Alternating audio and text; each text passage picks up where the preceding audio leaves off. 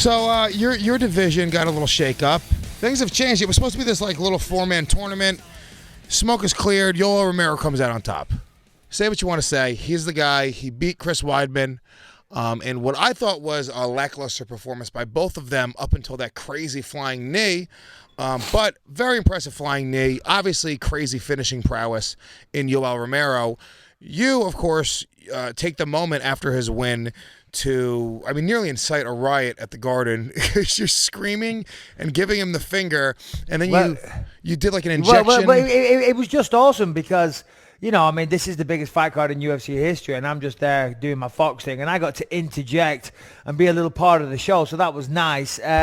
Josh, I believe we have his post-fight speech. Would you care to roll that, please? I think he's a douchebag. No! It's the wrong one. Take a look at the big screen. Michael Bisping's giving you the thumbs down and the bird. I love you, Mike. I love you, Mike. You say something like this for me, and now I say you. I love you. See you soon, boy. Yoel, this is an incredible opportunity for you to fight for the world title. Give us your thoughts on Michael Bisping. I love you, Mike. And how you think that fight would play out. Esta es una increíble oportunidad para pelear por el campeonato mundial. ¿Cuáles son tus pensamientos sobre Michael Bisping y cómo saldrías de esa pelea? Mike, you see now they're really champion. They're really champions to here. You know me, boy. You know me. You know me. You remember in Germany, when I stay in Germany, you say, Yoel Romero, I knew you heard me for wrestling. You forget that? I come now. Yoel, congratulations on a sensational performance. Yoel Romero, ladies and gentlemen. Wow. First of all, yes, I do forget having a random conversation with a fucking little juice head in Germany years ago. Of course I do. And secondly, I don't even see how that's relevant. He did an interview this week and he's like, you don't bite the hand that feeds you. He asked me to help with his wrestling. You do pretty good, Yoel, by the way. Yeah. I don't see the problem with 7 years ago. If I run into somebody and they say, hey, this guy's really good at wrestling, and I say, oh, cool, maybe we can train together. I don't see what the issue is there. It's not like he trained me and was part of my team for years. And as I said, I don't remember that conversation whatsoever. Yeah, you're not like feeding. The expression would be you don't fight the hand that offers to maybe bite feed the you hand one that day. Feeds you. Yeah. You don't bite the hand that maybe theoretically, hypothetically, in an alternative universe, maybe feed you 7 years ago, and it was never discussed ever. And I was never fed. I'm starving, so I was never fed. I'm starving. I could have probably used you in the chair fight, but you know what? I will fucking take that hand and I will chop it right off. Okay. Secondly, calling me boy, steady on there, 5'7" little shithead. I'll take a dump on your head from the other side of the octagon. And when I do get a spotlight at Madison Square Garden, I won't dance around. Did you see Weidman and Yoel didn't even punch each other in the face, hardly once. It was just a very, very lackluster fight. Yes, I'm not going to deny the flying knee was good. It was great. It finished Weidman. But Weidman was still very gun-shy from the Rockhold fight. That was his first fight back, and he didn't want to engage. That's why he kept going for the double leg takedown, because he didn't want to engage in the striking. And he became predictable because he kept going for that single leg. And, pardon me, all credit to Romero. All credit. He timed it nicely and he landed a good flying knee. I don't plan on headbutting Yoel Romero's knee. So therefore that won't work. And as I said, he is 5'2". So he won't be able to jump up and flying knee me in the face. Well, depending on how many steroids he's taken that year. Because let's not forget, he did just come back from serving a steroid suspension. And he can say whatever he wants. Once a cheater. Listen, that guy is on steroids. We all know this. It's as simple as that. But will I fight him? Goddamn fucking right, I'll fight him. He says he wants to show me who the real champion is. I got no problem putting that guy in his place, shooting him down and making a fool out of him. All right, so I'm looking at the fight metrics right now. And it was a pretty, with striking for especially two guys that do throw down. It's not like these guys are they're both great wrestlers, but both these guys throw hands. They use their wrestling to kind of keep it standing. Neither of those guys are really ground and pound, get on top of you guys. The total strikes for the entire 3-round fight, Weidman landed 16 of 54. Yoel landed 27 of 51. Total fights, and that 3 includes rounds, everything. That includes like leg kicks and Everything. shots. Yeah, exactly. So it's not a lot. It's not a lot. Not at all. Now I understand Weidman's game plan because Yoel does have a problem with gassing out, in the later rounds. So Weidman was probably thinking, force him to wrestle. Whether or not he wins the exchanges, he's still going to tire him out because wrestling is the most physically grueling aspect of mixed martial arts. So he thought, make him wrestle, get him tired, and then try and take him out in the third round. Of course, the exact opposite happened. But I do understand the game plan. But that said, you've still got to engage. You still got to engage and make it a fight. You got to give people what they pay to see.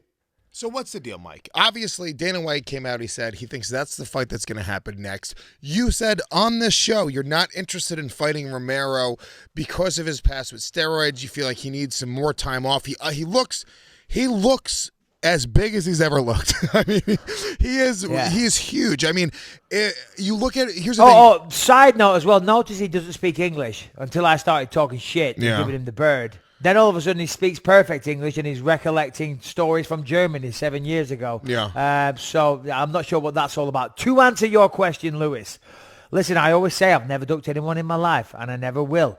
And so a couple of days ago, Dana calls me up. This is a countdown exclusive. So Dana calls me up. He's like, Mike, January 20th, Anaheim, you versus Yoel Romero. And I said, well, to be honest, Dana, I said, I've been getting some injections on my knee. Now, I'm not saying no to Yoel because, believe it or not, after beating Weidman like that, I do fancy it. I was hoping Weidman would win. I always wanted to fight Weidman, more of a out of respect thing, really, even though we went back and forth and talked shit. I never really had too much against him. It was more kind of a comedy thing from where I was concerned.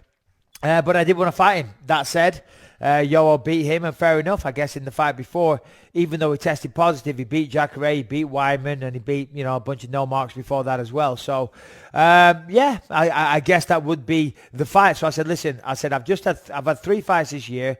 It was only 4 weeks ago I had a war with Dan Henderson. I said, I want to enjoy Christmas with my family.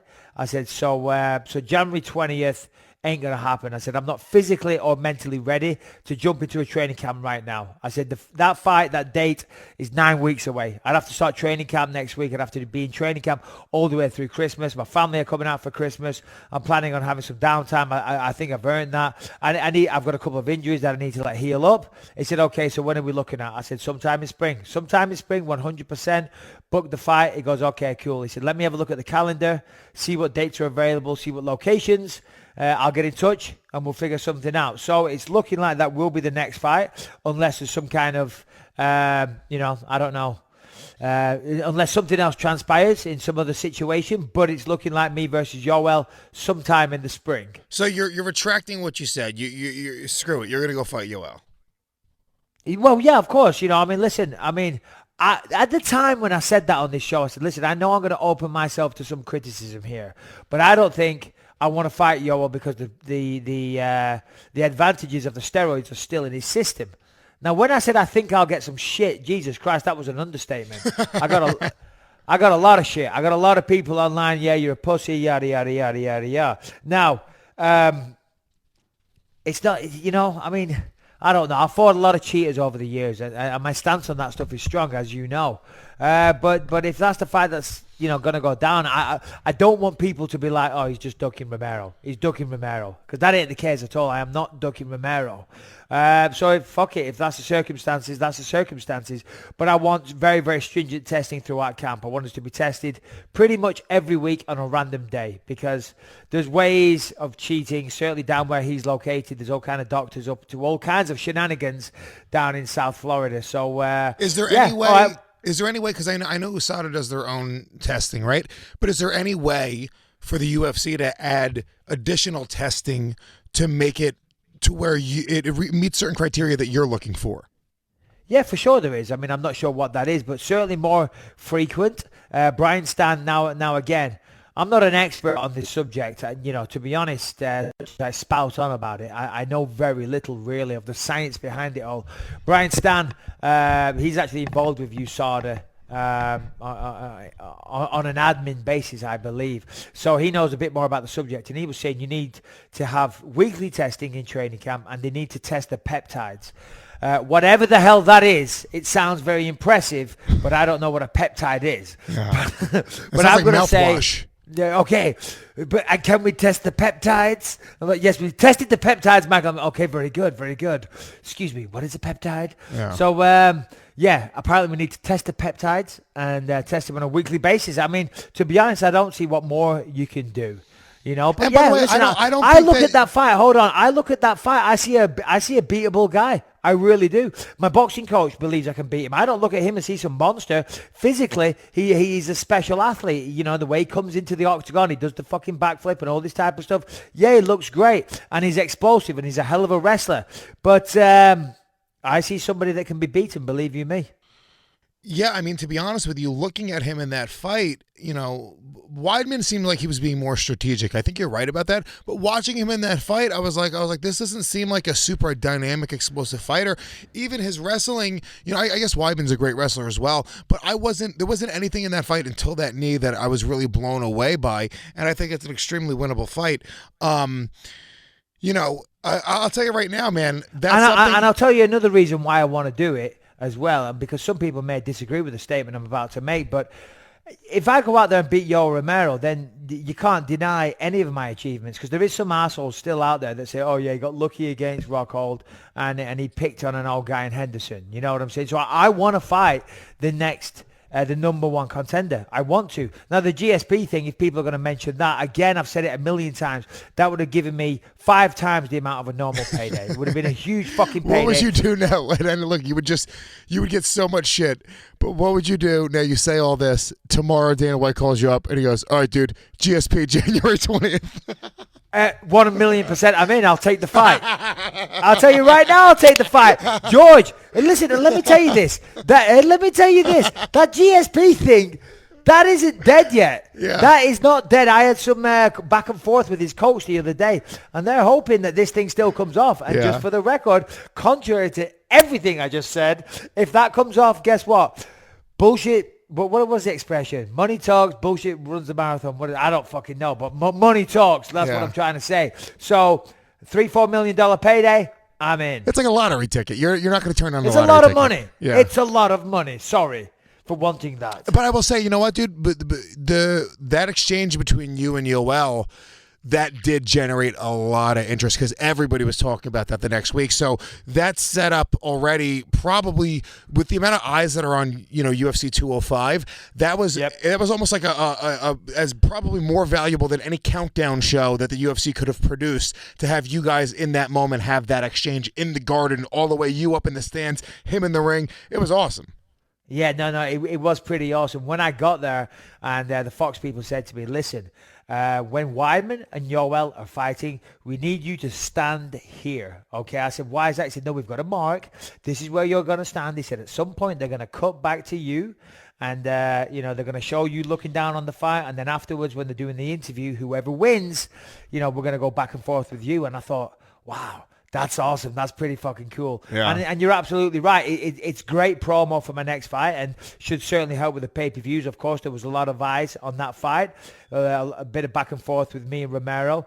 I did hesitate what I was going to do. First of all, I just stood there and I did like, you know, the hand saying, come on, come and get me type thing. Yeah. And then I thought, bollocks to it. Screw it. Take those. Give him the double bird. Yeah. And the crowd laughed. You know, it was in good nature. Yeah, you know what it reminded me of? Like when you watch the old time, like the Gladiator movies, where like that's what I was going for, king, to be honest. You know, the king like comes out on like the thing in the middle of the crowd, and he gives a thumbs up or the thumbs down if the guy lives.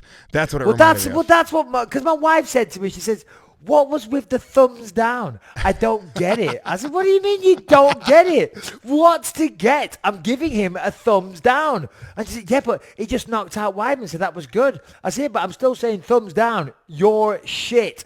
Kiss my ass. However, whichever way you want to interpret the thumbs down. And she's like, I don't get it. I said, right, yeah, you're a woman. Let's move on. Yeah, she's like, why don't you just give him credit for his accomplishments? Yeah, babe, if you're listening, that's not how the fight game works. Come on, we've been together 17 years. You know this. All right, make me a goddamn sandwich. Let's take a break. When we come back, we apparently You've been targeted by another middleweight talking crap about you, so we have a clip of God. that. A lot more happening today on the countdown. We'll be back in a few minutes.